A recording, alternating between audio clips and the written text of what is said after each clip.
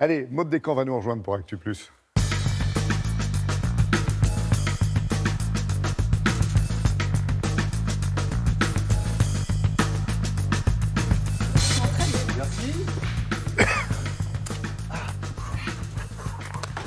Eh ben, ça s'ouvre sur le plateau de Télématin avec Alex, Laura et Maud qui arrivent à leur façon sportive en faisant...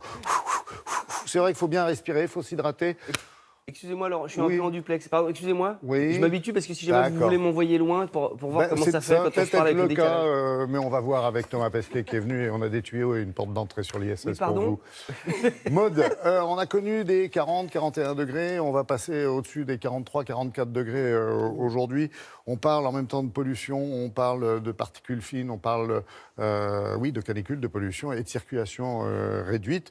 C'est un sujet vraiment récurrent. D'ailleurs, plusieurs villes s'y mettent. Il n'y a plus uniquement la capitale comme ça a été le cas par le passé. Exactement. Bon, on l'a vu cette semaine d'ailleurs avec la ville de Marseille qui a testé également la circulation alternée. Eh bien, à partir de lundi, figurez-vous que les règles vont encore changer pour certains véhicules, pour les véhicules les plus polluants. Donc c'est ce qu'on appelle les critères 5. Mais si, je vais tout vous expliquer, vous allez voir, c'est extrêmement simple. Quels sont les véhicules qui vont être interdits à la circulation à partir de lundi? Donc ce sont les véhicules critères 5 ou alors les véhicules non classés, c'est-à-dire les véhicules diesel de plus de 18 ans ou les véhicules essence de plus de 21 ans. Alors, rassurez-vous, si vous êtes propriétaire d'une voiture qui est concernée, vous avez 2 ans pour vous mettre aux normes pour changer de véhicule. Il n'y aura pas tout de suite de sanctions, donc ne vous précipitez pas ce week-end pour changer de voiture. Mais voilà, c'est-à-dire que c'est de la pédagogie. Pendant 2 ans, on va expliquer aux automobilistes qui ont des véhicules très polluants qu'il va falloir penser à passer à un véhicule un peu plus propre. Vous appelez ça de la pédagogie. Alors, il y a l'enjeu pour les consommateurs et puis il y a l'enjeu de santé publique.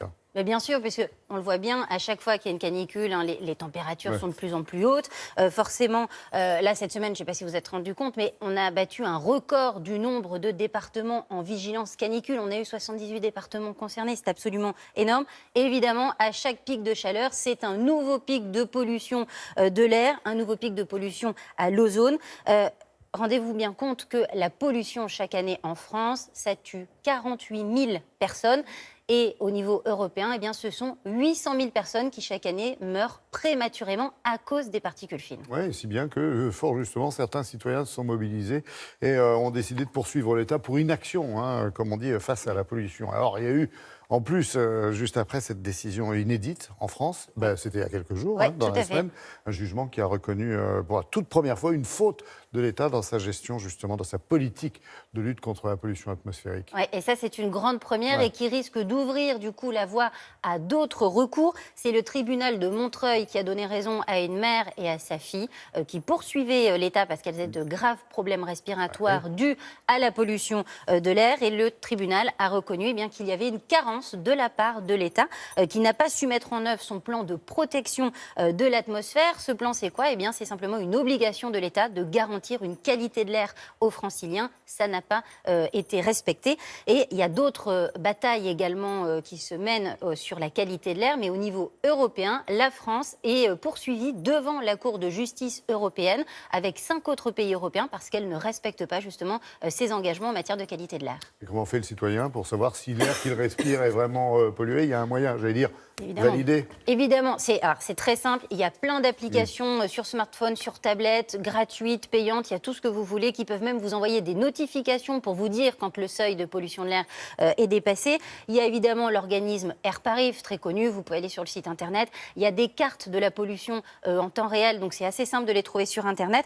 Dans tous les cas, il ne faut pas hésiter en cas de pic de pollution à consulter ces applications. Par exemple, avant d'aller faire votre footing, Laurent, on en a parlé, c'est très bien de courir, mais courir en plein pic de pollution, c'est pas très malin. Ouais, je sais. Je vais me retenir un petit peu. Très bien. Merci beaucoup, Maud.